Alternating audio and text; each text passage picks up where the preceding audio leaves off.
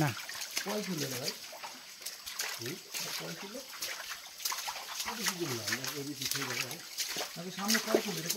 এভাবে 30 কিলো আছে,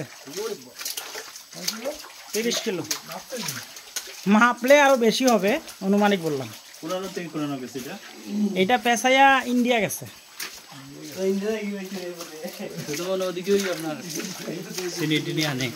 না না আরে না ওভাবে মানুষ আইতে ডর আর না, ওদিকে আর যাবো না। ওইখানে একটা গ্রুপ ছবি তুলে আমরা আবার পেকে যাবো আর কি। এখানে দাঁড়াও। এখন বলো তো বাবা কেমন লাগছে তোমার?